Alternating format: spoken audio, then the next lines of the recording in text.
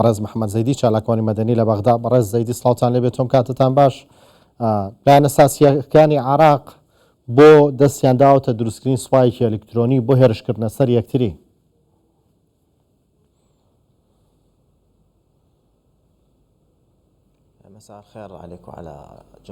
بینەرانی کوردستانی 24 باش بێت.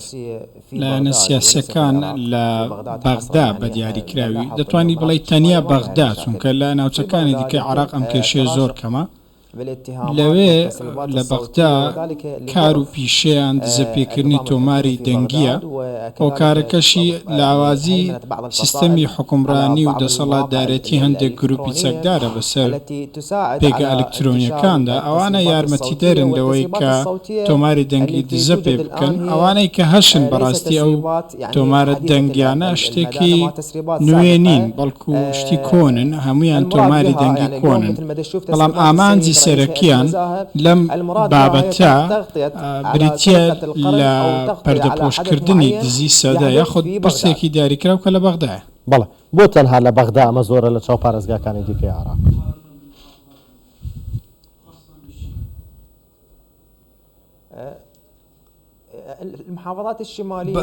زۆربەی ناوچەکان تەنانەت ناوچەکانی دیکەی عێراق هەمویان خەڵکێکن لەگەڵ یەکتری.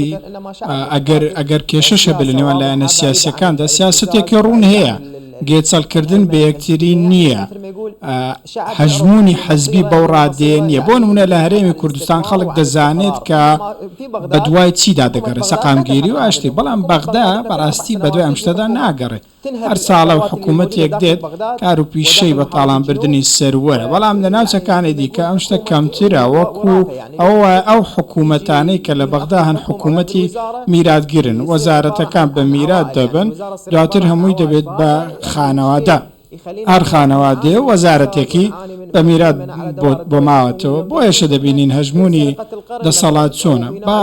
بە نمونە سەیری دزی بەسرا یاخود پارێزگاری پێشتری زیقار و دزی سەدا، ئەمانە شتی نوێ نین هیچ کامیانەوە. 3-4 ساڵ ئەم بابەتە لە ئارادا. بەڵام ئێستا بۆ پەردەپۆشکردنی شتی دیکە، بۆ پەردەپۆشکردنی دزی دیکە دەیانەوێت کە بیشارنەوە. ئەمە لەسەر حسابی یەکتری دەکەن، شەقام بم بابەتە سەرقاڵ دەکەن و بابەتەکەی دیکەش پەردەپۆشی دەکەن. بۆ چییە؟ بۆ ئەوەیە کە دزیەکی دیکە تێپەڕێنێن لە پەرلەمانی عێراق، یاسا بە ئارەزوی خۆیان تێپەڕێنێن لە ئەنجومەنی پارێزگاکان، بۆ ئەوەی خەڵک هەڵنەستێ. بەڕاستی ئەم تۆمە دروستکردنە هەندێک جار پێتان وانە کاری ئەم پیج و ئەکاونتانە هەندێکی تۆمە دروستکردنە بۆ کەسی بەرامبەر، بۆ لایانی بەرامبەر، بۆ کەسێکی دیاریکراوی لایەنێکی سیاسی. ڕاستە ڕەنگە هەندێک جار دەنگی ڕاستی کەسەکان بڵاو ببنەوە. بەڵام ئەگەر واش بێت ئەمە لە ڕووی کۆمەڵاتی و کاریگەری خراپ دروست ناکات ئەم لێدانە لە یەکتری؟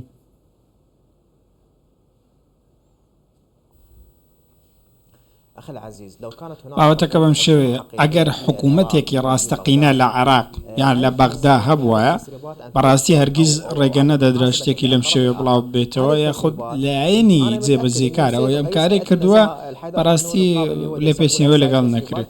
ئێستا باسی سەرۆکی دەستەی دەستپاکی دەکەن کە تۆماری دەنگیان بۆ دروستکردن. پێم وایە بەڕاستی ئەوە شتێکی دروستکراوە و ئەم بابەتیان بۆ خۆڵقاندووە لەبەرەوەی لایەنێک هەوڵ دەدات ئەم بابەتە بکات. بەڵام ئەگەر کەسێک لە پشتیەوە نەبێت ڕوونادا. ئامانجەکەش پەرتەوازەکردن و شێواندنی خەڵکی عێراقە، چونکە خەڵکی عێراق ئەوەی دەستیان پێگوتە دادگا و بەڕاستی دەستەی دەستپاکیە. بەڵام ئێستا ئەوان چی دەکەن؟ تۆماری دەنگی دەستەی دەستپاکی بڵاو دەکەنەوە. ئەمە بابەتێکی دیراسەکراوە و دەستی پێدەچی دەرەکیشی لە پشتەوە بێت. هەمویان بەڵگەین بۆ ئەوەی کە ئەمە کۆتایی حکوومەتی عێراقیە لە ساڵی 2025. ئەمە لێکۆڵینەوەیەکی ڕاستەقینەیە و واقع ئێستای عێراقە ساڵی 2025 ئەم سیستەمای عێراق کۆتایی دێت، چونکە دەستپاکیان بە ئامانزگەر دادگا و پەرلەمان، سەرۆکی ئەنجومەنی وەزیران هەموو شتێک بە ئامانز کراوە. دزە پێکردنەکانی ئەنجومەنی پارێزگا، ئەنجومەنی وەزیران، ئەنجومەنی نوێنەران بە هەموو شێوەیەک ئەمە بە ئامانجکردنی پرۆسەی سیاسیە و من پێم وایە کۆتایی بە سیستمی سیاسی عێراق دەهێنن. بە هەمان شێوەش کۆمەلگا بچووکترین متمانەی لەم سەر بۆ ئەو سەر بە دەوڵەت و بە جومگەکانی دەوڵەتەوە نەماوە. هەڵبژانی داهاتوش هەڵبژانێکی ڕەش دەبێت بۆ حکوومەت و بۆ گەلیش. کێ سوودمەندە لەم دۆخەی کە بیوێت ئەم پەرتەوازەیی و ئەم لێکترازە لە ناو کۆمەڵگەی عراقیا دروستکە؟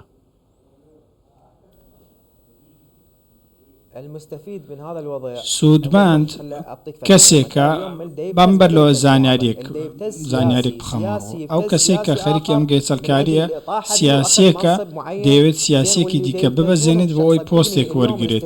ئەمڕۆ ئەو بە ئامانجکردانەی لە عێراق دەن هەمویان بۆ سەر کۆمەڵە کەسایەتیەکن، کەسایەتی ڕەمزین، کەسایەتی پاکن بەڕاستی. تۆ ئەگەر دەتەوێت کەسانێکی کەم تەرخەم سزا بدەیت بەم شێوەیە نایکەیت. ئەمانەی لە پشت ئەم بابەتەن لایەنێکن لەلایەن وڵاتانی دراوسێ پشگیری دەکرێن دوژمنی عێراقن نایەنەوێت عێراق سەقامگیری بخۆیە ببینێت، سیستەمیان ناوێت، دەستپاکیان ناوێت، کاریان ناوێت و بە هیچ شێوەیەک نایەنەوێت دەوڵەتێکی دامەزراوەیی هەبێت، دەیانەوێت وڵات لە بێسەروبەری دابێت، دەیانەوێت کۆمەلگای عێراقی لە نێو ببن، دەوڵەت لە نێو ببن، سیستەمەکە بڕوخێنن. بەڵام ئەمە ئامانجی وانە بە کورتی ئەم لایەنانە ئیسلامی سیاسی دەیانەوێت بێتە پێشەوە، سیستمێکی نوێ بێتە پێشەوە، ئەو سیستەمە لە ساڵی 2025 جێبەجێ بکرێت. بەڵێ بڵاوبوونەوەی دەنگ و هەندێک دیکۆمنت ئەگەر ڕاست بن یان ناڕاست بن بۆ لاوازی چ لایەنێکی لە عێراقا ئەگەڕێتەوە؟ هۆکارەکەی چیە؟ بۆچی دەنگێک لە پەیوەندی تەلەفۆنی نێوان دوو لایەنە بڵاوە بێتەوە؟ ئایا ئەمە لایەنێکی دیکە خۆی تۆمارێک کات و بڵاوێک کاتەوە یاخود دەست بە دەستەکرێ ئەفرۆشرێ؟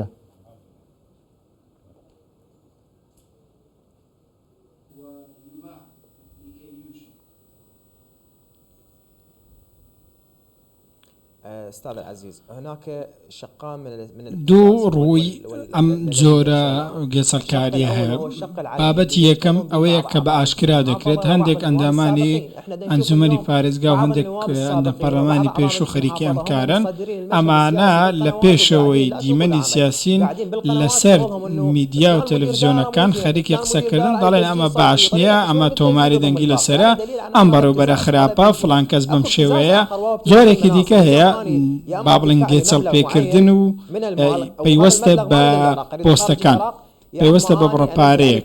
کاتێک تۆ بڕەپارەیەک لە دەرەوەی عێراقیانە نێو عێراق وەردەگریت و دەتەوێت پۆستێک لە بەرامبەرەوەدا وەربگریت، تۆمارێکی دەنگی بڵاو دەکەیتەوە. وەکو دەزان بەرمون ئەگەر هاوڕێیان بەیەکەوە گرت ببنەوە و دابنیشن لەو دانیشتنەدا هەموو قسەیەک دەکرێت لەوێ قسەیەک تۆمار بکرێ و ببڕدرێ و دەستکاری بکرێ و دەتوانێت لەوەش دڵنیا ببنەوە بە دواداچوون بۆ ئەم تۆمارانە. دەبینیت کە بەشی یەکەمی دەنگەکان جیایە لە بەشی دووەم، بە شێوەیەک لە شوێنێک ئارامە لە شوێنێک دەنگی هەڵدەبڕێت. ئەمە ئەمووی ئاماژەیە بۆ ئەوەی کە ئەمانە ڕێکخراون، دروست کراون، ئامانجیان لێدانە لە پرۆسەی سیاسی عێراق و لێدانە لە گەلی عێراقی تاکە زیادمەندیش خەڵکە بەڕاستی. لایەنە سیاسیەکان و حکوومەت هەر یەکە بۆ خۆ ماڵێکی لە فەڕەنسا و لە سعودیە و لە ئێران و لە نازام کوێ هەیە و هیچ بەلایەنەوە گرنگی گەلچی بەسەر دێت.